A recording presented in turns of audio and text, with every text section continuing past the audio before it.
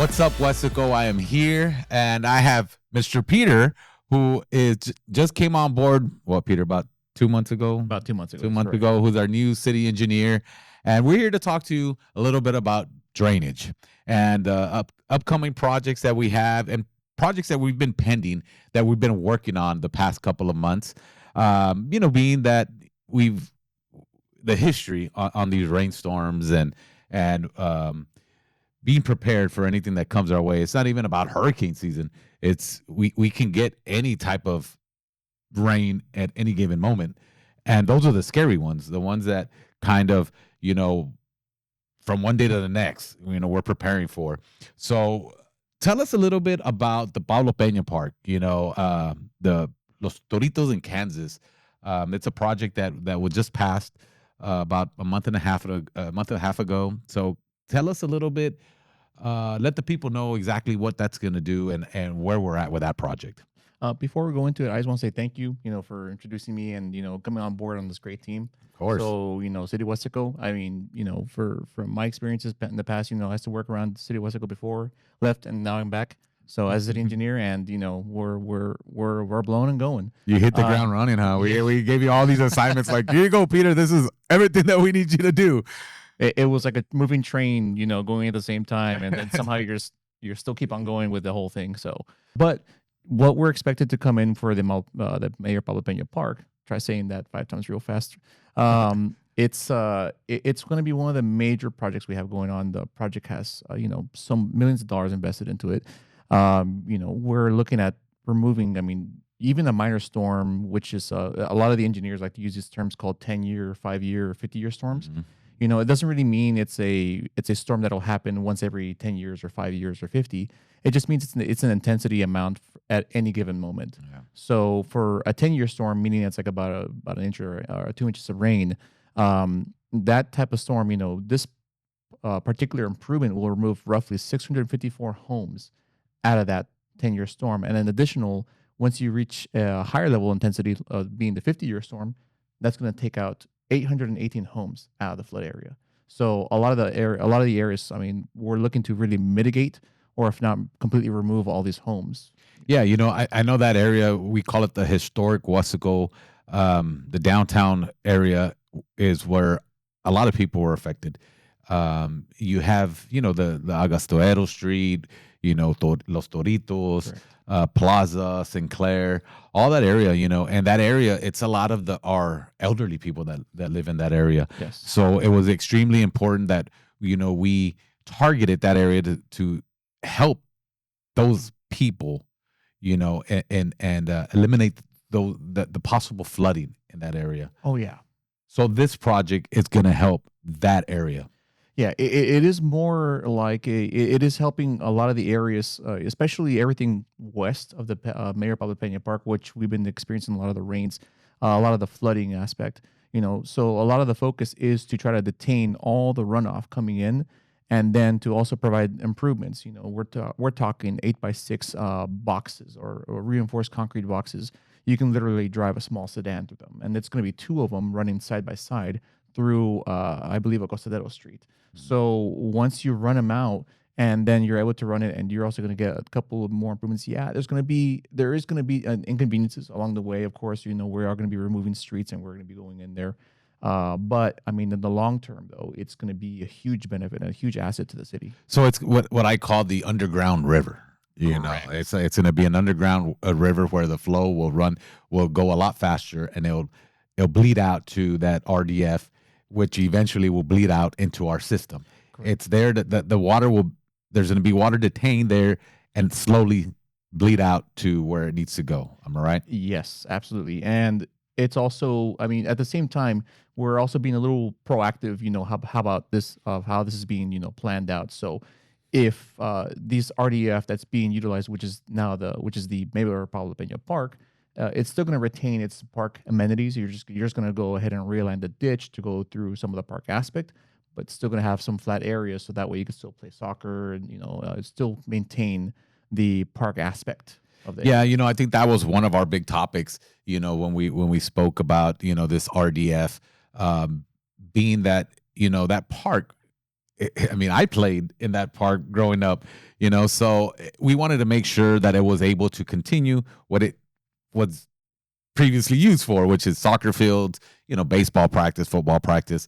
So after it's done, that's the plan, to continue being able to, have soccer practices, host soccer games, football, baseball, whatever it may be used, or whatever it was used for before. And I know that, Peter, that when you came on board, we threw a lot of different projects at you, and recently with these March floods, we kind of try to pinpoint certain areas that were affected. And I know there's one off of Westgate, there's another in Paisano, and also, there Cottonwood, estates. There is a ditch there that connects to an improvement that we had previously on Tahoe. Yeah. So can you tell us a little bit on where we're at with those projects? Yes. So as of right now, I guess we'll touch back. We'll go in that order, right? So as the list continues to expand further as well, we have the one that we refer to along Westgate as Cornerstone, kind of named after the subdivision that's in the area. The Cornerstone ditch improvements. As of right now, we are already finalizing the design of the actual ditch. So we're looking to not necessarily expand it, but you can also, bring down the elevation, provided you give yourself a good buffer. But we still need to, provide maintenance to the area. We still need to get public works access. So we can certainly expand the capacity in the area. And, as we bring down or as we drop the elevation so we can actually increase capacity of the ditch, we're looking further west of that intersection of just crossing Westgate.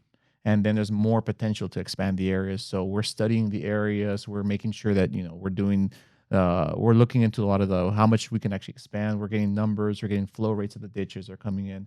So we're doing, all the behind the scenes, which is not the pretty part. But we're making sure that we do this right the first time, so that way we're not really impacting anybody else or any of our neighbors. Yeah. And that's going to be, and while it does take it does take some time, it does take to obviously design it all. But I mean, at the same time, though, we are being for sure that we are able to bring in all that information so we can present it to yourself, to the public works team as well, saying, hey, this is actually a project coming in, and then we're also looking into not only just those minor improvements, but then we're looking to maybe add on top of it, like what we can recommend for pipe sizes or things like that that we catch during the design process. Because we do have a lot of old infrastructure, Yes. in this town, and that's what, we're playing catch up in a way, and I like to keep things, I like to keep it real, and let's keep it real. I mean, we have infrastructure underground that's been there 60 to 70 years that we still need to improve, and we're planning and we're putting it all together so that we can attack these areas, section by section. Yes. And I know that, again, we've thrown a lot at you, and I know that you yourself, your team have been doing a tremendous job. I know the commission, myself, all of us, are extremely happy with what you're doing with our engineering department and moving forward. As far as being on top of all these projects, again, myself, the commission, this is something that means a lot to us, and we want to make sure that we're taking care of our citizens when it comes to these floodings, and I know that Public Works right now is out there, cleaning out our storm drains, our ditches, and at the same time paving some streets. So we everybody's out there doing their part, and for everyone out there that sees all that stuff, stop by and thank them, because they work extremely hard doing what they're doing. And I know that, it's hurricane season. We have some volunteer individuals out there making sandbags for us, organizations. We have some churches that want to get involved in volunteering their time and making sandbags and in anything that they can help out with. And we really appreciate all that, and all their work. It really is a team effort, and we need to continue working as a team to continue improving and continue making these issues, easier for us, but Peter, I want to thank you for being on here and explaining to our citizens on everything that's going on. And I know that, on social media, people are asking, like, are they making a big old pool here at Pablo Peña? But no, it's not a pool. It's for our drainage, for the surrounding area in that area, of course. But again, thank you for everything that you do for the city of Weslaco, your team, and for explaining to our constituents a little bit about what goes on and what we're working on, moving forward. So thank you, Peter. I appreciate that. Thank you for having me on board. It's just our love of community here. Yes, sir. So again, it's just a little update on what's going on with our drainage projects that we have. We're out there being proactive. And again, we all have to do our part as far as being prepared, making sure that, there's any brush that you may have laying around, just put it in the areas where we can go and pick that up.